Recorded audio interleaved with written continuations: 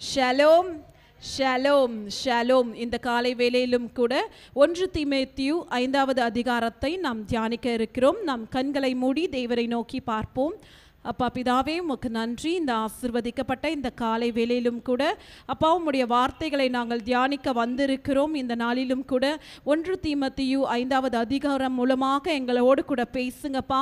எப்படி நீங்கள் பவுல் மூலமாய் ஆண்டவரே தீமோத்தேயுக்கு அறிவுரைகளை சொன்னீரோ, இந்த நாளிலும் பரிசுத்த ஆவியானவர் இந்த வேளையில் என்னை மறைத்து அப்பா எங்கள் ஒவ்வொருவரோடு கூட நீங்கள் பேசுங்க. பரிசுத்த ஆவியானவர் எங்கள் மத்தியில் உம்முடைய வார்த்தைகள் மூலமாக நீங்கள் வெளிப்பட போவதற்காக நன்றி செலுத்துகிறோம். இயேசுவின் ரத்தம் ஜெயம், இயேசு கிறிஸ்துவின் நாமத்தினால் பிதாவே, ஆமென். ஹல்லேலூயா. இந்த நாளிலும் கூட இந்த 1 தீமோத்தேயு 5வது அதிகாரத்தை நாம் தியானிக்க இருக்கிறோம். இதற்கு ஒரு தலைப்பு கொடுக்க விரும்புகிறேன். எப்படி சபையை கையாண்டு மெய்ப்பர்த்துவத்துக்குள் கொண்டு வர வேண்டும் என்ற தலைப்பை நான் கொடுக்கிறேன். Managing and shepherding of the church. இது என்னுடைய தலைப்பாய் இருக்கிறது.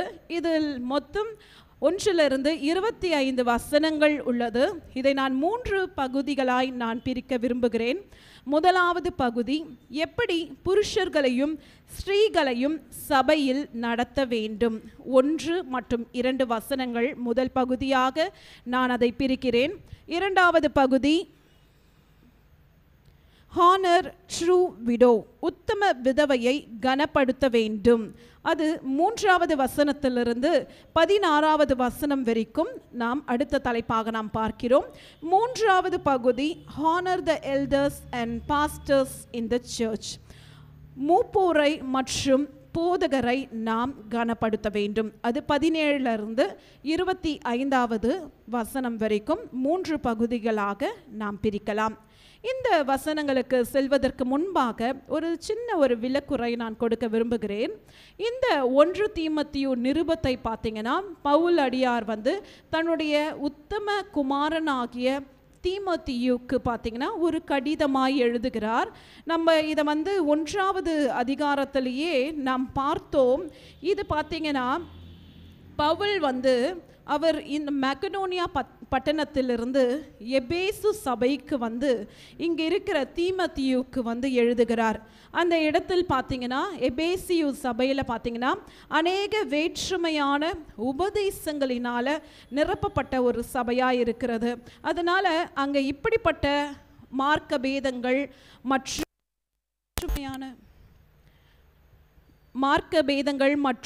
வேற்றுமையான உபதேசங்களில் நீ போய் சிக்கிக் கொள்ளக்கூடாது என்பதற்காக பவுல் தன்னுடைய உத்தம குமாரனாகிய தீமோத்தேயுக்கு அறிவுரை சொல்லுகிற ஒரு கடிதம் தான் இந்த 1 தீமோத்தேயு. இந்த நாளிலும் கூட பவுல் தீமோத்தேயு கூட மாத்திரம் பேசாமல் இந்த நாளில் நம்ம ஒவ்வொருவரோடு கூட இந்த வார்த்தைகள் மூலமாக நம்மோடு கூட இடைபெற போகிறாங்க. நேற்றைய தினத்தில் கூட நம்ம அநேக காரியங்களை குறித்து நாம் பார்த்தோம். எப்படி தீமோத்தேயுக்கு அவர் புத்தி சொல்லுகிறார். இந்த கள்ள உபதேசங்களிலிருந்து விலகி இருக்க வேண்டும் மற்றும் விசுவாசத்தில் உறுதியாக இருக்க வேண்டும், அன்பில் நிலை கொண்டு இருக்க வேண்டும். இப்படிப்பட்ட அநேக வார்த்தைகளை பவுல் தன்னுடைய உத்தம குமாரனாகிய தீமோத்தேயுக்கு சொல்லி கொடுத்ததை நாம் பார்த்தோம். இந்த நாளிலும் கூட எப்படி சபையில் நடந்து கொள்ள வேண்டும் என்பதை குறித்து இந்த பவுல் அடியார் தீமோத்தேயுக்கு எப்படி இந்த கடிதத்தை கொடுக்கிறார் என்பதை நாம் பார்க்கலாம். நான் முதல் தலைப்பு சொல்லியிருந்தேன், எப்படி புருஷர்களையும் ஸ்திரீகளையும் சபையில் நடத்த வேண்டும் என்பது. 1 to 2 வசனங்கள் நாம் வாசிக்க கேட்போம். முதிர் வயதுள்ளவனை கடிந்து கொள்ளாமல் அவனை தகப்பனை போலவும் பாலிய புருஷரை சகோதரை போலவும் முதிர் வயதுள்ள ஸ்திரீகளை தாய்களைப் போலவும் பாலிய ஸ்திரீகளை எல்லா கற்புடன் சகோதரிகளைப் போலவும் பாவித்து புத்தி சொல்லு. ஆமென். ஹல்லேலூயா. இந்த 1 மற்றும் 2 வசனங்களை நாம் பார்க்கிறோம். இங்கு 4 விதமான வயதுடைய ஸ்திரீகளையும் புருஷர்களையும் நாம் பார்க்கிறோம். முதல் வசனம் இப்படியாய் போடப்பட்டிருக்கிறது, முதிர் வயதுள்ளவனை கடிந்து கொள்ளாமல் அவனை தகப்பனை போலவும் பாலிய புருஷரை சகோதரரை போலவும் முதிர் வயதுள்ள ஸ்திரீகளை தாய்களைப் போலவும் பாலிய ஸ்திரீகளை எல்லாம் கற்புடன் சகோதரிகளைப் போலவும் பாவித்து புத்தி சொல்லு. ஹல்லேலூயா. முதலாவது நம்ம பார்க்கிறோம், இங்கே புருஷர்களை நாம் எடுத்துக்கொள்ள வேண்டும் என்றால், அதாவது முதிர் வயதுள்ள புருஷர், அதாவது எல்டர்ஸ், வயதான பெரியோர்களை வந்து, வயதான ஆண் மக்களை வந்து இங்கு முதிர் வயதுள்ள புருஷர்கள் என்று சொல்லப்படுகிறார்கள். அடுத்தது வந்து யங் மென்ஸ், அதாவது பாலிய புருஷர்கள் என்றால் வயதாகாத இருக்கிற சகோதரர்களை குறிப்பிடுகிறார்கள். அடுத்தது வந்து முதிர் வயதுள்ள ஸ்திரீகள், அதாவது வந்து ஓல்ட் விமன்ஸ். அடுத்தது யங் விமன்ஸ், பாலிய ஸ்திரீகள். எப்படி வந்து இவர்களை சபையில் நடத்த வேண்டும் என்றால் அவர்களை கடிந்து கொள்ளக்கூடாது. ஹல்லேலூயா. முதிர் வயதுள்ளவர்களை கடிந்து கொள்ளக்கூடாது. ஆங்கிலத்தில் வசனம் இப்படியாய் போடப்பட்டிருக்கிறது, do not rebuke an older man but exhort him as a father. அப்போ இந்த வசனம் என்ன சொல்லுகிறது என்றால் அவங்கள வந்து எக்ஸாட் பண்ண வேண்டும். எக்ஸாட் என்றால் இங்கு புத்தி சொல்லு என்று போடப்பட்டிருக்கிறது. ஆனால் வந்து அதோடைய ஒரிஜினல் டிரான்ஸ்லேஷன் பார்த்தீங்கன்னா அவர்களை ஊக்குவிக்க வேண்டும், அவங்கள என்கரேஜ் பண்ணணும். அடுத்தது வந்து அவங்க எதிர்பார்க்குற அந்த அன்பு நம்ம சபையில் இருந்து கொடுக்க வேண்டும். நம்ம அவங்கள வந்து ஃப்ரெண்ட்லியாக வந்து அவங்கள நடத்த வேண்டும். அவங்களுடைய வயதிற்கு நாம் மதிப்பை செலுத்த வேண்டும். ஹல்லேலூயா. நம்ம சபையில் கூட ஒரு வழக்கம் உண்டு, வயதானவங்க வராங்கன்னா அவங்கள எப்பயுமே நம்ம ஹானர் பண்ணுவோம். அவங்களுக்கு தேவையானதை நம்ம கொடுத்து அவங்கள கனப்படுத்தி அவங்கள அன்போடு நம்ம ட்ரீட் பண்ணுவோம். இதை நம்மளுடைய சபையில் மாத்திரம் கிடையாது, நம்ம எங்கே போனாலும் கடைபிடிக்க வேண்டியதாய் இருக்க வேண்டும் என்பதை இந்த வசனம் நமக்கு கற்றுக் கொடுக்கிறது. அதுதான் பவுல் வந்து தீமோத்தேயுக்கு சொல்கிறாரு, நீ வந்து ஒரு வாலிப மகனாய் நீ இருக்கிற, நீ வந்து ஒரு சபையை நடத்த போகிற. அந்த சபையில் பார்த்தீங்கன்னா அங்கே வந்து வயதானவங்க மாத்திரம் அல்ல, பல வயதுள்ள மக்கள் இருப்பார்கள். அவங்கள நீ எப்படியெல்லாம் வந்து நடத்த வேண்டும் என்பதை இந்த வசனங்கள் வந்து கற்றுக் கொடுக்கிறது. அப்போ முதிர் வயது உள்ளவர்களை நம்ம கடிந்து கொள்ளக்கூடாது. இங்கே கூட அழகாக சகோதரி ஷேர் பண்ணியிருந்தாங்க, இதுக்கு முன்னாடி நிறைய பேர் வந்து வயசாயிடுச்சுனாலே அவங்கள வந்து அலட்சியம் பண்ணுவாங்க, மிஸ்யூஸ் பண்ணுவாங்க, அவங்கள வந்து சரியாக வந்து பார்த்துக்காம மிஸ்ட்ரீட் பண்ணுவாங்க. அப்படியெல்லாம் பண்ணாமல் நம்ம கனப்படுத்த வேண்டும். அநேகர் இப்போ நம்ம வாழ்ந்து கொண்டிருக்கிற காலகட்டத்திலெல்லாம் பார்த்தீங்கன்னா அநேக வந்து முதிர் வயதுள்ளவர்களுக்கான இல்லங்கள் வந்து நிறைய வந்து விட்டுச்சு. இப்போ வந்து சில பேருக்கு வந்து அவங்க குடும்பத்தில் தன்னுடைய வயதான பேரண்ட்ஸை பார்த்துக்க முடியலன்னா எடுத்துகிட்டு போயிட்டு அந்த ஹோமில் விட்டுடுறாங்க. ஆனால் இந்த வசனம் சொல்லுது நம்ம வந்து அவங்கள கடிந்து கொள்ளக்கூடாது, அவங்கள வந்து எக்ஸாட் பண்ணணும். எக்ஸாட் பண்ணணும்னா அன்பு செலுத்தணும், அவங்கள வந்து ஃப்ரெண்ட்லியாக ட்ரீட் பண்ணணும், அவங்கள ஊக்குவிக்கணும். நம்ம வந்து அவங்களுக்கு முதிர் வயது ஆயிடுச்சுன்னு அவங்கள வந்து மதிப்பு குறைவாக நடத்தக்கூடாது, அவங்கள வந்து அன்பாய் நடத்த வேண்டும் என்ற வார்த்தையை இந்த வசனம் கற்றுக் கொடுக்கிறது. ஹல்லேலூயா. அது மாத்திரமல்ல, முதிர் வயது உள்ளவர்களை நாம் எப்படி நினைக்க வேண்டும் என்றால் ஒரு தகப்பனை போல நினைக்க வேண்டும். ஹல்லேலூயா. அப்போது நம்மளுடைய சபைக்கு கூட வயதான முதிர் வயது உள்ள தகப்பன்மார்கள் வந்தாங்கன்னா நம்மளுடைய சொந்த தகப்பனை நம்ம எப்படி ட்ரீட் பண்ணுவோமோ அது போல் அவங்கள ட்ரீட் பண்ண வேண்டும் என்று இந்த வசனம் சொல்லி கொடுக்கிறது. அடுத்தது பாலிய புருஷரை சகோதரரை போலவும். அப்போது யங் மென், அதாவது வந்து அவங்க வந்து வயதானவங்க இல்லாமல் அவங்க ஒரு வாலிப கட்டத்தில் இருக்கிற ஒரு சகோதரர்களை பார்த்திங்கன்னா நம்மளுடைய குடும்பத்தில் இருக்கிற சகோதரர்களை போல் நம்ம அவங்கள ட்ரீட் பண்ண வேண்டும். அடுத்தது இரண்டாவது வசனம் வந்து முதிர் வயதுள்ள ஸ்திரீகளை. ஹல்லேலூயா. எத்தனையோ பேர் முதிர் வயதுள்ள அம்மாக்கள்லாம் நம்மளுடைய சபைக்கு வருவாங்க. எப்படி நம்ம அவங்கள பார்க்க வேண்டும் என்றால் ஒரு தாயை போல அவங்கள வந்து உபசரிக்க வேண்டும். ஹல்லேலூயா. இந்த வசனம் பார்த்தீங்கன்னா எபேசு சபைக்கு வந்து பவுல் வந்து ஒரு அறிவுரையாய் தீமோத்தேயுக்கு சொல்கிறாரு. அந்த இடத்துல வந்து நம்ம ஏற்கனவே பார்த்தோம், அங்கே வந்து பார்த்திங்கன்னா அந்த வீனஸ் தேவதையை வணங்குகிற ஒரு ஆலயம் வந்து இருக்கிறது. அங்கெல்லாம் பார்த்திங்கன்னா அங்கே அந்த வீனஸ் தேவதை வணங்குகிற இடத்துலையே ஸ்திரீகளை வந்து ரொம்பவே பார்த்திங்கன்னா மிஸ்யூஸ் பண்ணுவாங்க. அநேக கெட்ட காரியங்கள் வந்து அந்த இடத்துல வந்து நடக்கும், நிறைய பாவங்கள் நடக்கும். அப்போது ஒவ்வொருவரை இங்கே வயதான ஸ்திரீகளாக இருந்தாலும் இல்லை பாலிய ஸ்திரீகளாக இருந்தாலும் அவங்கள வந்து ஹானர் பண்ணணும். அது மாத்திரம் இல்லாமல் அவங்கள வந்து கற்புடன் நடத்த வேண்டும் என்றதை வந்து இங்கு வந்து தன்னுடைய உத்தம குமாரனாகிய தீமோத்தேயுக்கு பவுல் வந்து அறிவுரை சொல்லுகிறார். அப்போது முதிர் வயதுள்ள ஸ்ரீகளை வந்து நீ ஒரு தாயை போல நினைத்து அவங்கள நீ நடத்து, அவங்களுக்கு அன்போடு நீ புத்தி சொல்லு, அன்போடு அவங்கள உபசரின்றதை இங்கு கற்றுக் கொடுக்குறாங்க. அடுத்தது அந்த பாலிய ஸ்ரீகள்னு பார்த்தீங்கன்னா அங்கே வந்து யங் விமன். அப்போது வந்து அங்கே தீமோத்தேயு வந்து ஒரு வாலிப சகோதரனாக இருப்பதுனால அவங்கள பார்க்கும் போது உனக்கு சகோதரியாக தோணணும். அந்த இடம் முழுவதுமாய் பாவம் நிரம்பி இருந்தாலும் நீ வந்து பரிசுத்தமாய் அவர்களை நடத்த வேண்டும் என்றதை பவுல் வந்து இங்கு தீமோத்தேயுக்கு கற்றுக் கொடுக்கிறாரு. ஹல்லேலூயா. அப்போது இந்த நாளில் நாம் இதிலிருந்து கற்றுக்கொள்வது என்னவென்றால், ஒவ்வொரு வயதான தகப்பன்மாராக இருந்தாலும் சரி, இல்லை தாய்மார்களாக இருந்தாலும் சரி, அவர்களை நாம் அன்போடு நடத்த வேண்டும்.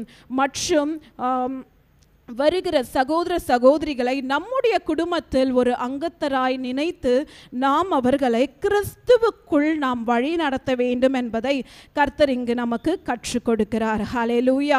அப்போது தீமோத்தேயுவும் பார்த்தீங்கன்னா ஒரு யங் மென் தான். அப்போ தான் வந்து ஊழியத்துக்கு வராரு.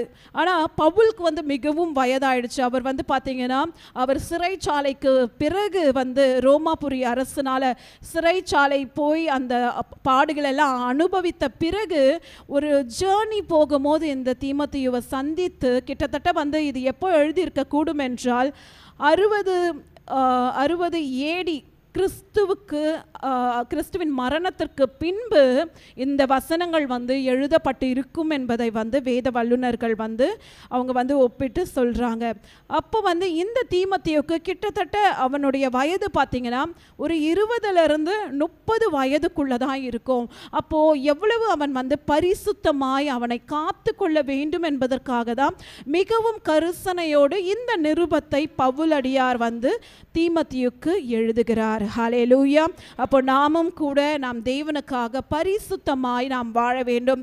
எத்தனை வயதாக இருந்தாலும் சரி, நம்ம வந்து வாலிப பருவமாய் இருந்தாலும் முதிர் வயதுள்ளவர்களாக இருந்தாலும் நம்ம சபையில் நம்ம பரிசுத்தமாய் நாம் வாழ வேண்டும் என்பதை கர்த்தர் இந்த வசனம் மூலமாக நமக்கு போதித்தருளுகிறார். ஹல்லேலூயா. அடுத்த பகுதி பார்த்தீங்கன்னா ஹானர் ட்ரூ விடோஸ், உத்தம விதவைகளை கனப்படுத்த வேண்டும்.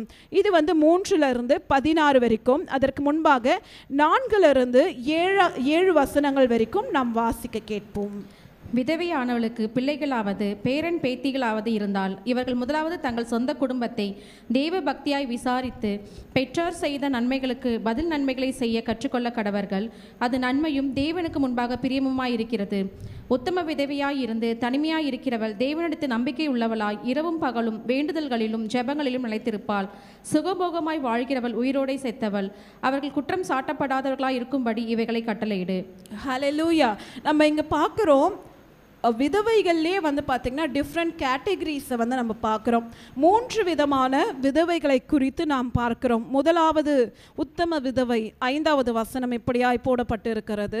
உத்தம விதவையாய் இருந்து தனிமையாய் இருக்கிறவள் தேவனிடத்தில் நம்பிக்கை உள்ளவளாய். ஹல்லேலூயா. அப்போ உத்தம விதவை என்றால் கர்த்தரையே சார்ந்து கர்த்தரையே நம்பி கர்த்தருக்காகவே வைராக்கியமாய் வாழ்பவர்களை தான் உத்தம விதவை என்று குறிப்பிடுகிறார்கள். அதற்கு முன்பாக பார்த்தீங்கன்னா 4வது வசனம் இப்படியாய் சொல்லுகிறது, விதவையானவர்களுக்கு பிள்ளைகளாவது பேரன் பேத்திகளாவது இருந்தால் இவர்கள் முதலாவது தங்கள் சொந்த குடும்பத்தை தேவ பக்தியாய் விசாரித்து. அப்போது நம்மளுடைய குடும்பத்தில் கூட வயதான பார்த்தீங்கன்னா உத்தம விதவைகள், அதாவது வந்து தன்னுடைய கணவரை இழந்து தனியாய் வாழ்ந்து கொண்டிருக்கிற வயதான அம்மாக்கள் இருந்தாங்கன்னா என்ன பண்ணுவாங்க, நம்ம குடும்பத்தை வந்து அன்போடு விசாரிப்பாங்க, ஆண்டவருக்குள்ள வளர்க்க அவங்க பிரயாசப்படுவார்கள். அடுத்தது அவங்களுடைய பிள்ளைகள் எழும்பும் போது, அவங்களுடைய பேரன் பேத்திகள் எழும்பும் போது அந்த விதவையானவர்களை வந்து ஆதரித்து அவங்கள வந்து பாதுகாப்பாங்க. அந்த குடும்பம் வந்து அவங்களுக்கு ஒரு பாதுகாப்பாய் இருக்கும். ஹல்லேலூயா. இவங்க ஒரு விதமான ஒரு விதவை கேட்டகரியை நம்ம எடுத்துக்கொள்ளலாம். அடுத்தது நான் சொன்னது போல் உத்தம விதவையானவள் பார்த்தீங்கன்னா தனியாகவே அவங்களுக்கு எந்த சப்போர்ட்டுமே இருக்காது, அவங்களுக்குன்னு பிள்ளைகள் இருக்க மாட்டார்கள், அவங்களுக்கு என்று சொந்தம் இல்லாமல் அவர்கள் வந்து தேவனையே பற்றி கொண்டு தனிமையாய் இருந்து தேவனிடத்தில் நம்பிக்கையுள்ளவளாய் இரவும் பகலும் வேண்டுதலினாலும் ஜெபங்களினாலும் நிலைத்திருப்பாள். ஹல்லேலூயா. இந்த வசனத்தை வாசிக்கும் போது எனக்கு ஞாபகம் வருவது பார்த்தீங்கன்னா, அன்னாள் என்கின்ற ஒரு விதவை தேவாலயத்தில் இரவும் பகலும் அவள் தேவனிடத்தில் விண்ணப்பம் செய்து கொண்டே இருந்தாள். நம்ம எடுத்து வாசிக்கலாம். லூக்கா 2வது அதிகாரம் 36 மற்றும் 37 எடுத்து வாசிக்க கேட்போம். லூக்கா 2:36. ஆசேருடைய கோத்திரத்தாலும் பானுவேலின் குமாரத்தியும் ஆகிய அன்னாள் என்னும் ஒரு தீர்க்கதரிசி இருந்தால், அவள் கன்னி பிரயாத்தில் விவாகமானது முதல் 7 வருஷம் புருஷனுடனே வாழ்ந்தவளும் அதிக வயது சென்றவளுமாயிருந்தாள். ஏறக்குறைய 84 வயதுள்ள அந்த விதவை தேவாலயத்தை விட்டு நீங்காமல் இரவும் பகலும் உபவாசித்து ஜெபம் பண்ணி ஆராதனை செய்து கொண்டிருந்தாள். ஹல்லேலூயா. நம்ம இங்கே பார்க்குறோம், ஆசேருடைய கோத்திரத்தை சார்ந்த பானுவேலின் குமாரத்தியாகிய அன்னாள் என்ற ஒரு தீர்க்கதரிசி இருந்தாள். ஹல்லேலூயா. வேதம் இவர்களை குறித்து சொல்லுகிறது. அந்த அன்னாள் என்கின்ற தீர்க்கதரிசி எப்படிப்பட்ட ஒரு ஸ்ரீயாக இருந்தாள் என்றால், கன்னி பிரயாரத்தில் விவாகம் செய்யப்பட்டு 7 வருஷம்தான் அவங்க கணவரோடு கூட வாழ்ந்தாங்க. அடுத்தது அவங்க கணவர் இறந்து போயிட்டாங்க. அதற்கு பிறகு அவர்கள் திருமணம் செய்து கொள்ளவில்லை. கர்த்தரையே சார்ந்து 84 வயது ஆகும் வரைக்கும் ஆண்டவருடைய தேவாலயத்தை விட்டு நீங்காமல் இரவும் பகலும் உபவாசித்து ஜெபம் பண்ணி ஆராதனை செய்து கொண்டே இருக்கிறார்கள். இவர்களுடைய பெயர்தான் உத்தம விதவை. ஹல்லேலூயா. திருமணமான பிறகு தன்னுடைய கணவர் மரித்து போன பின்பு மீண்டுமாக மறுமணம் செய்து கொள்ளாமல் ஆண்டவரையே சார்ந்து வாழ்பவர்களை உத்தம விதவை என்று வேதாகமம் குறிப்பிடுகிறது. நம்ம அங்கேயும் நம்ம 1 தீமோத்தேயு 5வது வசனத்திலையும் நம்ம பார்த்தோம், கர்த்தரை சார்ந்து வாழ்கிற ஒரு உத்தம விதவை. இங்கு இந்த அன்னாள் என்ற விதவைக்கு எப்படிப்பட்ட ஸ்லாக்கியம் கிடைத்தது? இதனால அடுத்த வசனம் 38 நம்ம பார்க்குறோம். அவளும் அந்நேரத்திலே நின்று கர்த்தரை புகழ்ந்து எருசலேமின் மீட்பு உண்டாக காத்திருக்கிற யாவருக்கும் அவரை குறித்து பேசினாள். அப்போதான் நம்மளுக்கு தெரியும், ஆண்டவராகிய இயேசு கிறிஸ்து பிறந்திருப்பார். தன்னுடைய பெற்றோர் எருசலேம் தேவாலயத்திற்கு குழந்தை ஆண்டவரை கொண்டு வந்திருப்பாங்க.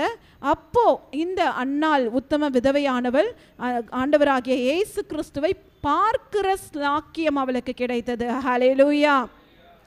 அப்போ ஒருவேளை இந்த நாளில் கூட ஆன்லைனில் பார்த்து கொண்டு இருக்கிறவங்க யாராவது தன்னுடைய தகப்பனை இழந்து தன்னுடைய கணவரை இழந்து தனிமையாக எனக்கு யாருமே இல்லையே என்று கலங்குகிற ஒரு நபராக இருந்தால், திக்கற்றவர்களாக இல்லை விதவைகளாக இருந்தால், கர்த்தர் சொல்லுகிறார், நீ என்னை சார்ந்து நீ வாழும்போது நான் உன்னை கைவிடுவதில்லை, நான் உன்னோடு கூட இருந்து நான் உனக்கு கிருபை தந்து நான் உன்னை ஆசீர்வதிப்பேன் என்று கர்த்தர் சொல்லுகிறார்.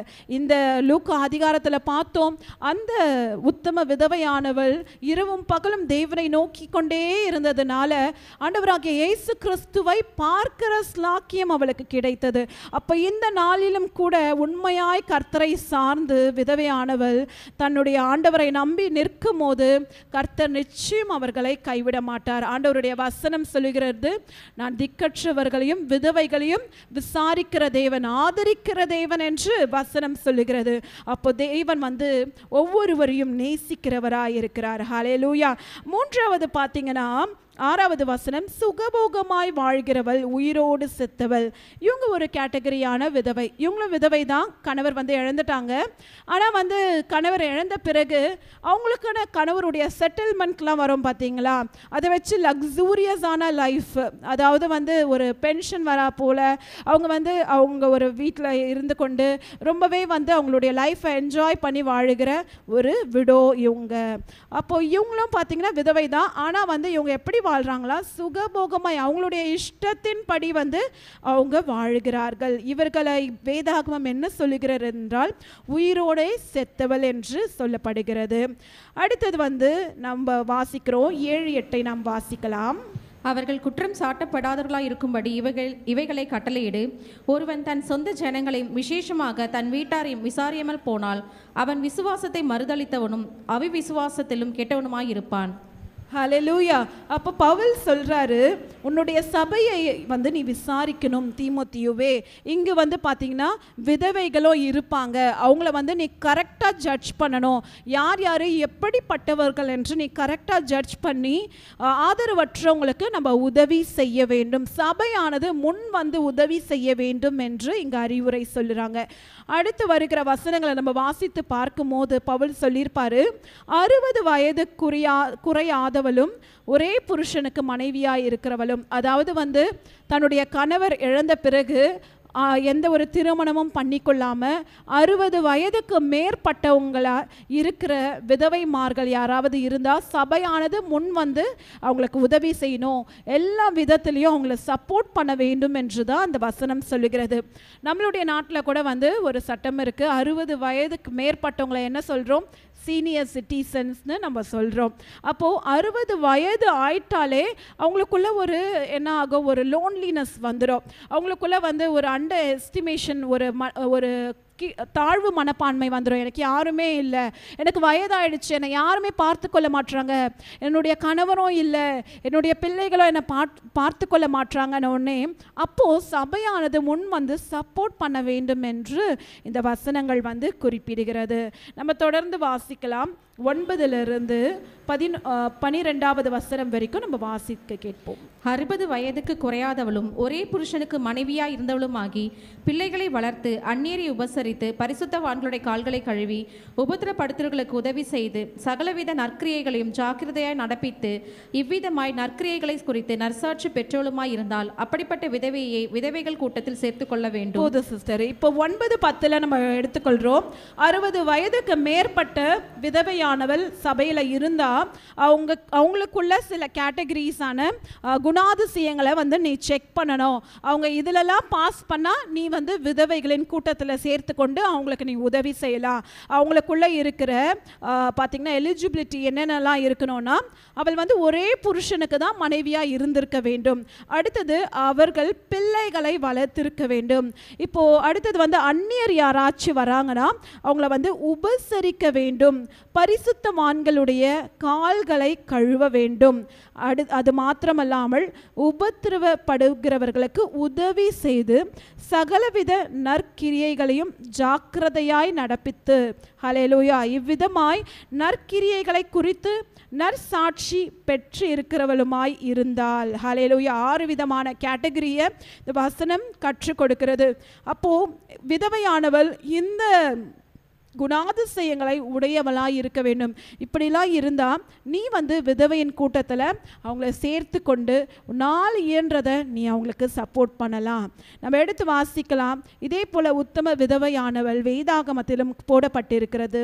1 ராஜாக்கள் 17வது அதிகாரம் 7 16 வசனம் வரைக்கும் நாம் வாசிக்க கேட்போம்.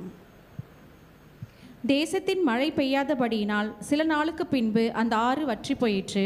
அப்பொழுது கர்த்தருடைய வார்த்தை அவனுக்கு உண்டாயிற்று.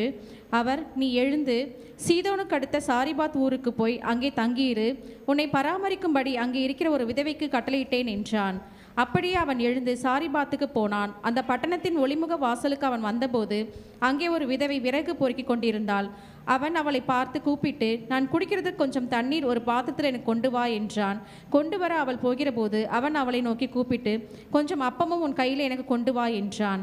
அதற்கு அவள், பானையில் ஒரு பிடி மாவும் களையத்திலே கொஞ்சம் எண்ணெயுமே அல்லாமல் என்னிடத்தில் ஒரு அடையும் இல்லை என்று உம்முடைய தேவனாகிய கர்த்தருடைய ஜீவனை கொண்டு சொல்லுகிறேன். இதோ நானும் என் குமாரனும் சாப்பிட்டு செத்து போகாத எனக்கும் அவனுக்கும் ஆயத்தப்படுத்துகிறதுக்கு 2 விறகு பொறுக்குகிறேன் என்றான். அப்பொழுது எலியா அவளை பார்த்து, பயப்படாதே, நீ போய் உன் வார்த்தையின்படி ஆயத்தப்படுத்து. ஆனாலும் முதல் அதிலே எனக்கு ஒரு சிறிய அடையை பண்ணி என்னிடத்தில் கொண்டு வா, பின்பு உனக்கும் உன் குமாரனுக்கும் பண்ணலாம். கர்த்தர் தேசத்தின் மேல் மழையை கட்டளையிடும் நாள் மட்டும் பானையின் மா செலவழிந்து போவதும் இல்லை, கலசத்தின் எண்ணெய் குறைந்து போவதும் இல்லை என்று இஸ்ரவேலின் தேவனாகிய கர்த்தர் சொல்லுகிறார் என்றார். அவள் போய் எலியாவின் சொற்படி செய்தால் அவளும் இவனும் அவள் வீட்டாரும் அநேக நாள் சாப்பிட்டார்கள். கர்த்தர் எலியாவை கொண்டு சொன்ன வார்த்தையின்படியே பானையிலே மா செலவழிந்து போகவும் இல்லை, கலசத்தின் எண்ணெய் குறைந்து போகவும் இல்லை. ஹல்லேலூயா. நம்ம இங்க பார்க்கிறோம், சாரிபாத் என்ற பட்டணத்தில் ஒரு விதவை வந்து வாழ்ந்து கொண்டிருந்தாள். அவளும் இப்படிப்பட்ட குணாதிசயங்களை உடைய ஒரு மனுஷியாயிருந்தாள். அவள் வந்து தன்னுடைய கணவர் இழந்த பிறகு வேறொரு திருமணம் பண்ணிக்கொள்ளவில்லை. தன்னுடைய பிள்ளையை வந்து அவள் வளர்த்து கொண்டிருக்கிறாள். அந்த பட்டணம் பார்த்தீங்கன்னா ஒரு பெரிய வந்து ஒரு பஞ்சத்துக்குள்ளாய் போகிறது. அப்போதான் வந்து தேவன் அவளை கைவிடாதபடிக்கு தன்னுடைய தாசனை எலியாவை அந்த இடத்திற்கு அனுப்புகிறாள். இந்த விதவை கிட்டேயும் அப்படிப்பட்ட குணாதிசயங்கள் உடையதை நம்ம பார்க்கிறோம். அவள் வந்து பார்த்தீங்கன்னா எலியா வந்து வாசலில் நின்று எனக்கு கொஞ்சம் தண்ணீர் குடிக்க கொடு என்று கேட்கும் போது அவள் உற்சாகமாய் அவள் அந்த தண்ணீரை கொண்டு வர அவள் செல்லுகிறாள். அது மாத்திரமல்ல, அடுத்தது வந்து எலியா சொல்கிறாரு, உன் கையில் என்ன இருக்குது, அதை எனக்கு கொஞ்சம் கொண்டு வான்னு சொல்லும் போது அவள் சொல்கிறா, பஞ்சத்தை நிமித்தம் என்கிட்ட ஒன்றுமே இல்லை, அந்த மாவு மட்டும்தான் இருக்குது, ஒரு பிடி மாவு தான் இருக்குது, அதில் வருகிற அடையை செய்து நானும் என்னுடைய மகனும் சாப்பிட்டு நாங்கள் இறந்து போக போகிறோம், அதை தவிர எங்ககிட்ட எந்த சோர்ஸுமே இல்லைன்ட்டு அவள் சொல்கிறா. இங்கே நம்ம பார்க்குறோம், இவ வந்து எப்படி இருக்கிற, அந்நியரை உபசரிக்கிற ஒரு ஸ்ரீயாய் காணப்படுகிறாள். அது மாத்திரமல்ல, எலியா சொன்ன உடனே அவ வந்து அதை விசுவாசிக்கிறா. தேவனை நம்பி அதை விசுவாசித்து தன்னிடத்தில் இருந்த அந்த ஒரு பிடி மாவை தான் வந்து அவள் சமைத்து அந்த அடை செய்து எலியாக்கும் கொடுத்து, அடுத்தது பார்த்தீங்கன்னா தேவனை சார்ந்து இருக்கும் போது தேவன் வந்து தேசத்தில் மழையை கட்டளையிடும் நாள் மட்டும் அவளுடைய பானையில் மா செலவழிந்தும் போகவும் இல்லை, கலசத்தில் எண்ணெய் குறைந்து போகவும் இல்லை. ஹல்லேலூயா. அப்போ கர்த்தரை சார்ந்து நாம் வாழும் போது கர்த்தர் நம்மை கைவிட மாட்டார். எப்படி இந்த சாரேபாத் விதவையை தேவன் எலியாவை கொண்டு போஷித்தாரோ அப்படியாக ஒவ்வொரு விதவைகளையும் தேவன் ஆதரிக்க அவர் வல்லமையுடையவராய் இருக்கிறாரு. அப்போ இந்த குணாதிசயங்களை அவர்கள் வளர்த்து கொண்டால் நிச்சயம் தேவன் வந்து அவர்களை ஆசிர்வதித்து இன்னும் வந்து அவர்களுக்கு நேர்த்தியான இடங்களில் வந்து ஆசிர்வாதத்தை கட்டளையிடுவார். ஹல்லேலூயா. நம்ம அடுத்த பகுதிக்கு நேராக நாம் கடந்து செல்லுவோம். அடுத்த பகுதி வந்து நான் சொல்லியிருந்தேன், ஹானர் த எல்டர்ஸ். எப்படி வந்து நம்ம வந்து மூப்போர்களை வந்து நம்ம கனப்படுத்த வேண்டும் என்பதை குறித்து நம்ம பார்க்கலாம். ஹல்லேலூயா. நம்ம எடுத்து வாசிக்கலாம். 17 மற்றும் 17 20வது வசனம் வரைக்கும் நம்ம வாசிக்க கேட்போம். நன்றாய் விசாரணை செய்கிற மூப்பர்களை, விசேஷமாக திருவசனத்திலும் உபதேசத்திலும் பிரயாசப்படுகிறவர்களை இரட்டிப்பான கணத்திற்கு பாத்திரராக எண்ண வேண்டும். போரடிக்கிற மாட்டை வாய்க்கட்டாயாக என்றும் வேலையால் தன் கூலிக்கு பாத்திரனாய் இருக்கிறான் என்றும் வேத வாக்கியம் சொல்லுகிறதே. மூப்பனானவனுக்கு விரோதமாக ஒருவன் செய்யும் பிராதை 2-3 சாட்சிகள் இல்லாமல் நீ ஏற்றுக்கொள்ளக்கூடாது. மற்றவர்களுக்கு பயமுண்டாகும்படி பாவம் செய்தவர்களை எல்லாருக்கும் முன்பாகவும் கடிந்து கொள். ஹல்லேலூயா. நம்ம இங்கே பார்க்குறோம், நன்றாய் விசாரணை செய்கிற மூப்பர்களை, விசேஷமாய் திருவசனத்திலும் உபதேசத்திலும் பிரயாசப்படுகிறவர்களை இரட்டிப்பான கனத்திற்கு பாத்திரமாக எண்ண வேண்டும். இங்கு வந்து வசனம் போடப்பட்டிருக்கிறது. மூப்பர்கள் என்றால் சபையில் பார்த்தீங்கன்னா வந்து வயதான உடையவர்களும் நாம் சொல்லலாம் மூப்பர்கள் என்று, மற்றும் சபை நடத்துபவர்களை, அதாவது நம்ம போதகரை கூட நம்ம மூப்பர்கள் என்று சொல்லலாம். அவங்க எப்படி வந்து பாடுபடுறாங்கன்னா, ஆண்டவருடைய திருவசனத்தை மற்றவர்களிடத்தில் கொண்டு சேர்க்கும்படிக்கு அவர்கள் பிரசவ வேதனை வந்து படுகிறார்களாம். ஹல்லேலூயா. ஒவ்வொரு வார்த்தையும் தேவனிடத்திலிருந்து பெற்றுக்கொள்ள ஒரு தாய் எப்படி வந்து பிரசவ வேதனை பட்டு அந்த பிள்ளையை வந்து ஈன்கின்றாலோ அப்படியாக வந்து ஒவ்வொரு நாளும் தேவனுடைய வார்த்தையை பெறும்படிக்கு ஆண்டவருடைய பாதத்தில் அமர்ந்து விசேஷமாய் திருவசனத்தின் உபதேசத்திலும் பிரயாசப்பட்டு பார்த்தீங்கன்னா அந்த வார்த்தையை ஜனங்களிடத்தில் கொண்டு போய் சேர்க்கும் போது தேவன் வந்து அதற்கேற்ற பலனை கொடுக்கிறார். ஹல்லேலூயா. இப்படிப்பட்ட மூப்பர்களை நாம் என்ன செய்ய வேண்டுமா? இரட்டிப்பான கனத்திற்கு பாத்திரவான்களாய் நாம் எண்ண வேண்டும். ஹல்லேலூயா. அப்போ நம்மளுடைய சபையில் இருக்கிற நம்மளுடைய போதகர்கள், நம்மளுடைய ஊழியக்காரர்கள், வயதான பார்த்தீங்கன்னா ஊழியக்காரர்கள், வயதான பெரியோர்களை வந்து நம்ம இரட்டிப்பான கனத்திற்குரியவர்களாய் நாம் எண்ண வேண்டும். அவர்களை வந்து நம்ம வந்து நம்ம பாரம் கொடுக்கக்கூடாது. அவங்களுடைய பாரத்தை இறக்கி வைக்கிறவர்களாய் நாம் வந்து மாற வேண்டும் என்பதை இந்த வசனம் நமக்கு கற்றுக் கொடுக்கிறது. ஹல்லேலூயா. அடுத்தது 18வது வசனம், போரடிக்கிற மாட்டை வாயை கட்டாயாக என்றும் வேலையால் தன் கூலிக்கு பாத்திரவானாய் இருக்கிறான் என்றும் வேத வாக்கியம் சொல்லுகிறதே. மூப்பனானவனுக்கு விரோதமாக ஒருவன் செய்யும் பிராத்தை 2-3 சாட்சிகள் இல்லாமல் நீ ஏற்றுக்கொள்ளக்கூடாது. இந்த வசனம் என்ன கற்றுக் கொடுக்குதுன்னா, ஒருவேளை அந்த மூப்பரை பற்றி அந்த போதகரை பற்றி வந்து நம்ம கிட்ட யாராச்சும் ராங்காக கம்யூனிகேட் பண்ணுறாங்கன்னா நம்ம அதை நம்பக்கூடாது. எப்படி வந்து இந்த போரடிக்கிற மாட்டுடைய வாயை வந்து கட்டக்கூடாதோ அது போல் வந்து வீணாக வருகிற வதந்திகளை கேட்டு நம்ம வந்து நம்மளுடைய மூப்பர்களை வந்து நம்ம வந்து மிஸ் ஆனர் பண்ணக்கூடாது, கனவீனமாக நினைக்கக்கூடாது. என்னன்றதை வந்து நம்ம 2-3 சாட்சிகளோடு ஒப்பிட்டு பார்க்கணும். இப்போ தீமோத்தேயு வாழ்ந்து கொண்டிருந்த அந்த சபையிலையும் இப்படிப்பட்ட மூப்பர்கள் வந்து இருந்திருப்பாங்க. அப்போ அந்த நேரத்தில் தீமோத்தேயு ஒரு விஷயத்தை கேள்விப்பட்ட உடனே போயிட்டு உடனே வந்து ஜட்ஜ் பண்ணிடாம, உடனே ஒரு முடிவை எடுத்து செயல்படாம, நீ பொறுமையாக நிதானத்தோடு நீ வந்து 2-3 சாட்சிகளை ஒப்பிட்டு பார்த்து தான் வந்து அவங்கள நீ வந்து கேட்கணும். அவங்கள உடனே வந்து நீ கடிந்து கொள்ளக்கூடாது. ஏன்னா 1வது வசனத்திலே நம்ம பார்த்தோம், முதிர் வயதுள்ளவனை கடிந்து கொள்ளாமல். அப்போ உடனே வந்து நீ ஒரு ஜட்ஜ்மெண்ட்குள்ளே ஒரு ஆர்கியூமெண்ட்குள்ளே போயிடாம என்ன ஆச்சுன்றதை தீர விசாரித்து நீ முடிவெடுக்க வேண்டும் என்றதை இங்கு வந்து பவுல் தீமோத்தேயுக்கு கற்றுக் கொடுக்கிறார். ஹல்லேலூயா. அடுத்தது வந்து 20வது வசனம், மற்றவர்களுக்கு பயம் உண்டாக்கும்படி பாவம் செய்கிறவர்களை எல்லோருக்கும் முன்பாக கடிந்து கொள். இது வரைக்கும் பவுல் வந்து கடிந்து கொள்ளக்கூடாதுன்ட்டு அநேக இடத்துல வந்து பேசினார். ஆனால் இந்த இடத்துல வந்து பவுல் சொல்கிறாரு, ஒருவேளை மற்றவங்களை பயம் உண்டாக்கும்படிக்கு பாவம் செய்கிறவர்களை எல்லோருக்கும் முன்பாக கடிந்து கொள்ள வேண்டும்.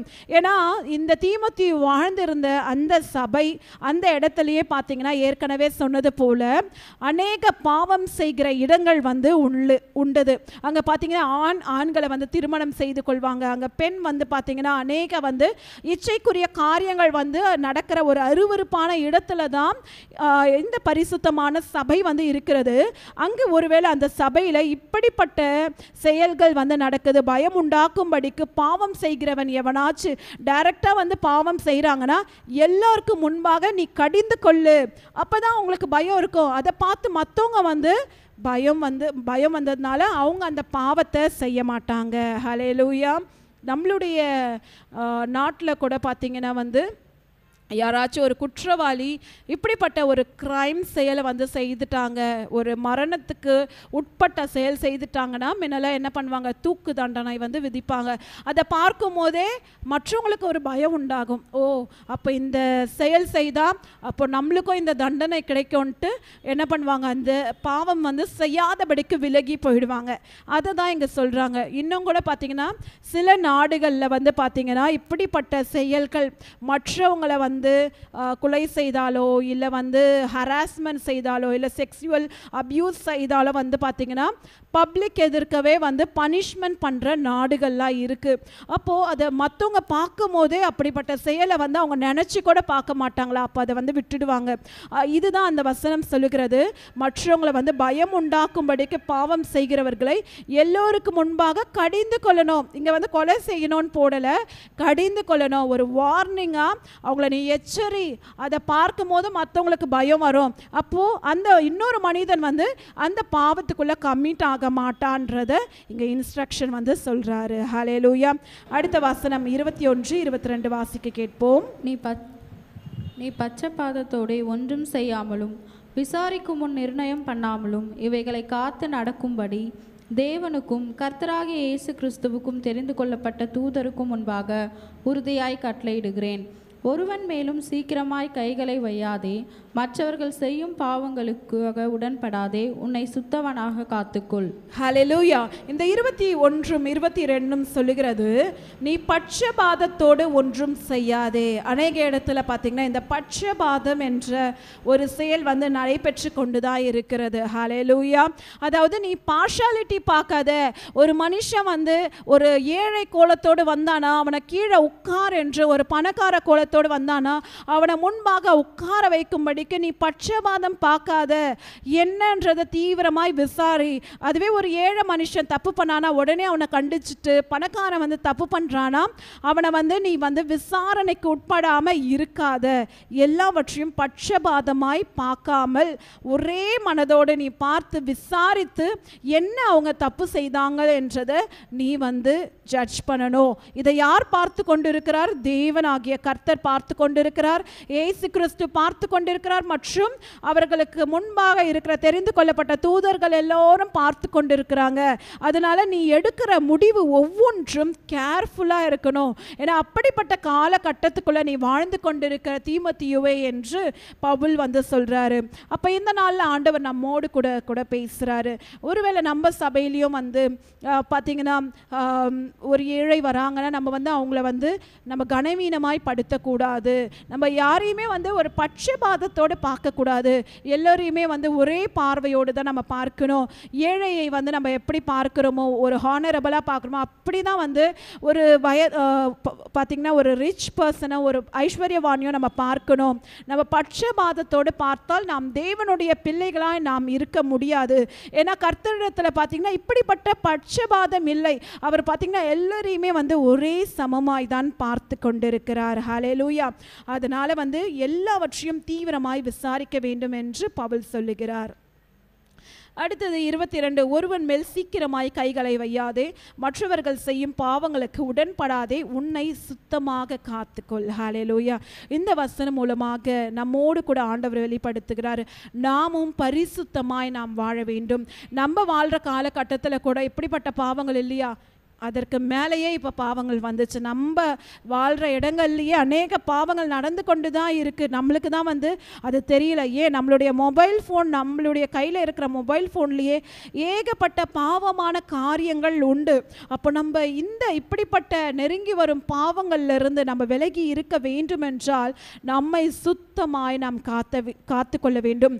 அதற்கு பரிசுத்த ஆவியானவரிடத்தில் ஒவ்வொரு நாளும் வந்து நம்ம வந்து பரிசுத்தத்தை கேட்டு பெற்றுக்கொள்ள வேண்டும். அவருக்காக வைராக்கியமாய் நாம் நம்மை சுத்திகரித்து காத்து கொள்ள வேண்டும். ஹல்லேலூயா. ஏனெனில் நாம் வந்து தேவனுடைய மனவாட்டிகளாய் இருக்கிறோம். நிச்சயமாய் ஒரு நாள் தேவன் ரகசிய வருகையில் வரப்போகிறார். அந்த நேரத்தில் நம்ம கிட்ட இந்த பரிசுத்தம் காணப்படவில்லை என்றால் தேவன் நம்மளை கூப்பிட்டுட்டு போவார்னு நினைக்கிறீங்களா?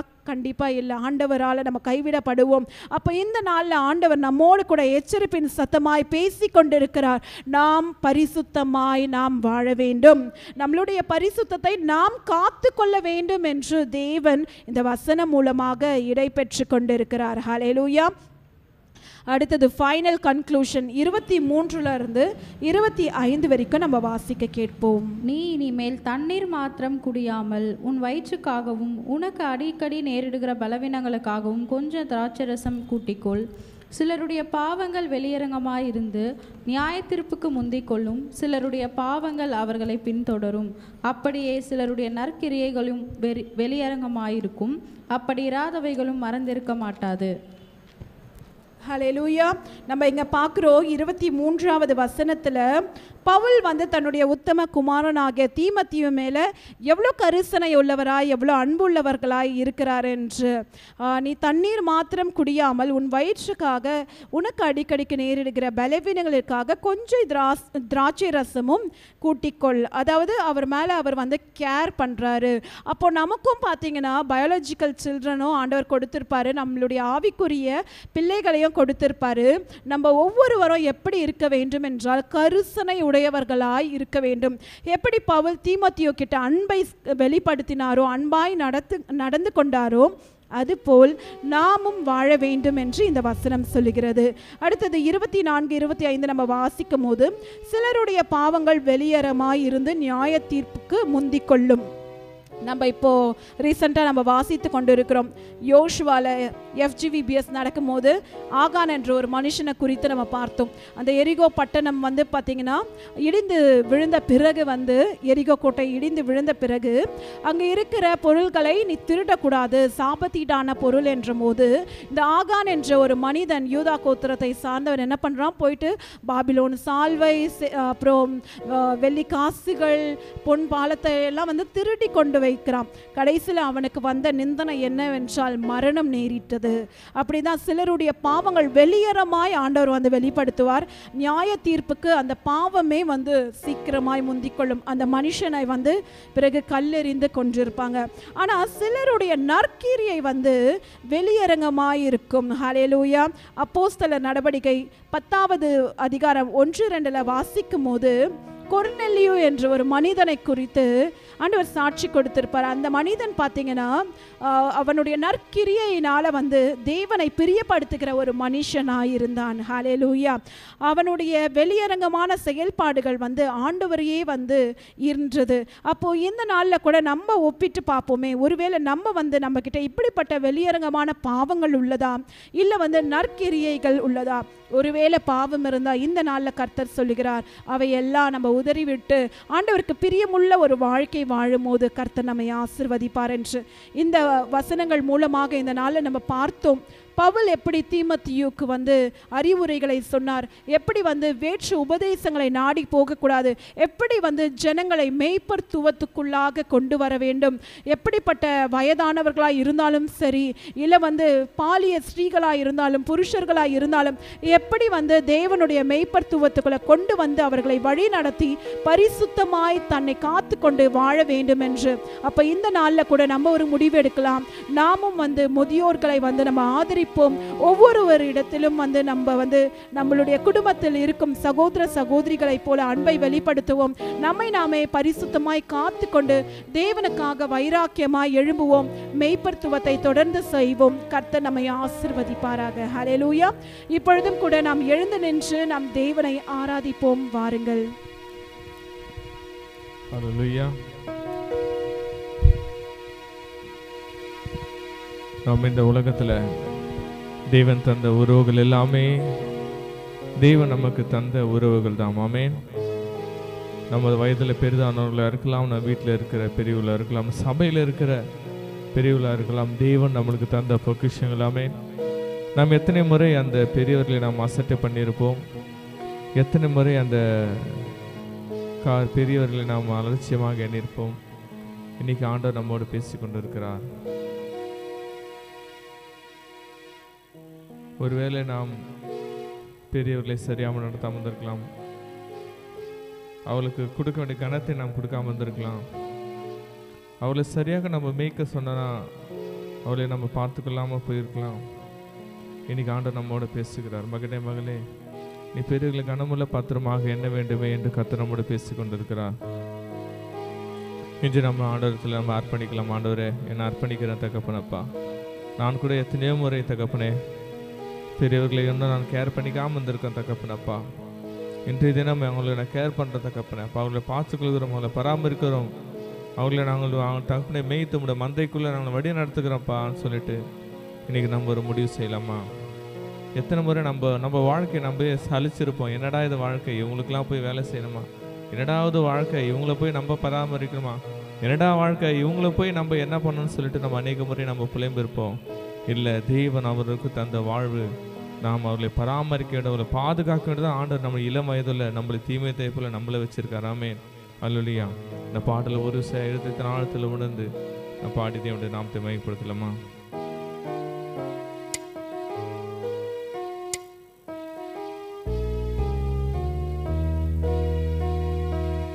தேவன் தந்த வாழ்வல்லவாதை வேதனை என்று சொல்லலாமா? தேவன் தந்த வாழ்வல்லவாதை வேதனை என்று சொல்லலாமா? சொல்லலாமா? அப்படி சொல்லலாமா? பேசலாமா? நீங்க பேசலாமா? சொல்லலாமா? சொல்லலாமா? நீங்க சொல்லலாமா? பேசலாமா? அப்படி பேசலாமா? தேவன் தந்த வாழ்வல்லவாதை வேதனை என்று சொல்லலாமா? தேவன் தந்த வாழ்வல்லவாதை வேதனை என்று சொல்லலாமா? நம்மளோட தாய் தகவல் கூட நம்ம வீட்டில் இருக்க முதியோர் கூட நம்ம அநேக முறை அசட்டை பண்ணியிருப்போம். ஆண்டவர் சொல்ல, மகனை எல்லாரும் நான் உனக்கு தந்த வாழ்க்கையில் வா என்று ஆண்டவர் சொல்கிறார். தேவன் தந்த தாயல்லவா அவளை தனியே ஒதுக்கி தள்ளலாமா? தேவன் தந்த தாயல்லவா அவளை தனியே ஒதுக்கி தள்ளலாமா? கணத்துக்குரிய தந்தையல்லவா அவரை அற்பமாக எண்ணலாமா? கணத்துக்குரிய தந்தையல்லவா அவரை அற்பமாக எண்ணலாமா? தள்ளலாமா? ஒதுக்கி தள்ளலாமா? எண்ணலாமா? அற்பமா எண்ணலாமா? தள்ளலாமா? ஒதுக்கி தள்ளலாமா? எண்ணலாமா? அற்பமா எண்ணலாமா? கண்களை மூடி கர்த்தரை நோக்கி பார்ப்போம். தகப்பனப்பா, இந்த தீமத்தை ஆண்டவரே 5ஆம் அத்தியாயம் எங்களோடு பேசின வசனத்துக்காக நன்றி செலுத்துகிறப்பா. இம்மட்டும் எங்களை பேசின தேவன் இனியும் ஒரு விஷயம் எங்களோடு நீ பேச வேண்டுமா ஜெபிக்கிறேன். எங்களை மறைத்து நீங்க வெளிப்படுங்க, ஆசீர்வாதி வழங்குங்க. இயேசுவின் நல்ல பிதாவே, ஆமென். 1 தீமோத்தேயு 5ஆம் அதிகாரம் 1வது வசனம். முதிர் வயதுள்ளவனை கடிந்து கொள்ளாமல் அவனை தகப்பனை போலவும் பால்ய புருஷரை சகோதரை போலவும் முதிர் ஸ்திரீகளை தாய்களை போலவும் பால்ய ஸ்திரீகளை எல்லா கற்புடன் சகோதரிகளை போலவும் பாவித்து புத்தி சொல்லு. ஆமென். இன்னைக்கு தேவன் அந்த தீமோத்தேயுவுக்கு பவுல் மூலமாக அநேக ஆலோசனைகள் சொல்லியிருந்தா, வாலிபர் மூலமாக வாலிபருக்கு எப்படி நடக்க வேண்டும். இன்றைக்கு ஆண்டவர் சொல்லுகிற வார்த்தை என்ன என்றால், முதியவர்களுக்கு எப்படி நீ சுவிசேஷத்தை சொல்ல வேண்டும், முதியவர்கள் எப்படி நடத்த வேண்டும் என்று சொல்லியிருக்கிறார். ஏனென்றால் நம்ம சொன்னது போல இந்த தீமோத்தேயு ஒரு இளம் வாலிபன். ஆனால் சபையில் அநேக ஸ்திரீகள் இருப்பாங்க, அநேக முதியவர்கள் இருப்பாங்க. ஆனால் அவர்களை நீ எப்படி நடத்த வேண்டும் என்று இந்த இளம் வயதில் ஊழியக்காரருக்கு தேவன் சொல்லுகிறார். ஆண்டவர் இன்னைக்கு நம்ம ஒரு விஷயம் நம்மளை யோசித்து பார்ப்போம். நம்ம கூட ஆண்டவர் ஊழியத்தில் இந்த சபையில் ஊழியத்தில் வச்சது நோக்கம் ஒரு வேலை அதுவாக கூட இருக்கலாம். நம்ம சபையில் எத்தனை பெரியவர்கள் நம்ம எத்தனை முறை வந்திருப்பாங்க, நாம் எத்தனை முறை அவர்களை நம்ம கேர் பண்ணியிருக்கோம், எத்தனை முறை அவர்களை நம்ம போய் அன்பாய் விசாரிச்சிருக்கோம். ஆண்டவர் இன்னைக்கு நம்மோடு பேசி கொண்டு இருக்கிறார்.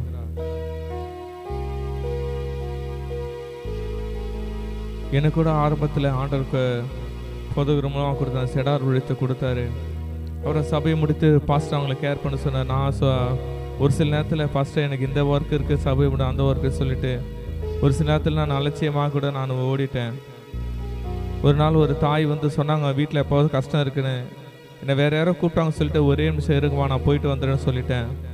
அதுக்கப்புறமா அந்த அம்மா ஒரு வாரம் கஷ்டம், இப்போ என்னப்பா நான் கஷ்டத்தை சொல்லலான்னு நினச்சேன், நீங்கள் ரொம்ப பிஸியாகவே இருக்கேப்பான்னு சொல்லிட்டு. அன்றைக்கி ஆமாம்மா கொஞ்சம் சாரிம்மா கொஞ்சம் பிஸின்னு சொல்லிட்டாங்க. இன்றைக்கி ஆண்டவர் உணர்த்துற மகனே இல்லை, அவளுக்கு அவளோட பேச அவளோட ஆறுதல் படுத்த தானே நான் உன்னை வச்சுருக்கேன். ஆனால் நீ அதை விட வேறு என்னத்தையும் முக்கியத்துவப்படுத்துகிற ஆண்டவர் எனக்கு என்னோட பேசி கொண்டு இருக்கிறார். இன்றைக்கி ஆண்டவர் மூலம் சமூகத்தில் நான் சாரி தான் கேட்குறேன். கண்களை மூடி ஒரு விஷயம் நம்ம கர்த்தரை நோக்கி நம்ம பார்க்கலாமா?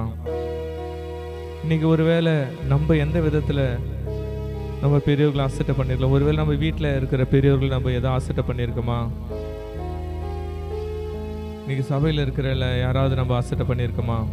இல்லை கர்த்தர் நம்ம மரத்தில் அந்த பெரியவங்க மரத்தில் ஊழியம் கொடுத்தா அது ஒரு அசட்டையாக நம்ம எண்ணிருப்போமா? என்னடா இது பெரியவங்க மரத்தில் போய் ஊழியம் கொடுத்துட்டாங்களே சொல்லிட்டு ஏதாவது நம்ம மனசில் கூட அலட்சியம் நினச்சிருந்தா, இன்னைக்கு ஆண்டு சமூகத்தை நம்ம சாரி கேட்பறப்பா, சாரிப்பா நான் பெரியவர்களை அநேக முறை அலட்சியமாக எண்ணிட்டப்பா, அவங்கள நான் நிறைய முறை நான் திட்டிட்டு இருக்கப்பா, அவங்கள நிறைய முறை தான் கட்டிந்து கொண்டு இருக்கப்பா, அவங்களை நீ அன்பாக நடத்த வேண்டும் என்று வேத சொல்லுகிறப்பா, ஒரு சேனா மன்னிப்பு கேட்கணும்னு சொல்லிட்டு ஆண்டு சமூகத்தில் நம்ம ஒரு சாய் அதுமாதிரி நம்ம செஞ்சிருந்தா ஆண்டு சமூகத்தை நம்ம சாரி கேட்கலாமா? இது நமக்கும் ஆண்டவருக்கும் இடைப்பட்ட நேரம். ஆண்டவர் நம்மோடு பேசிக்கொண்டு இருக்கிறார்.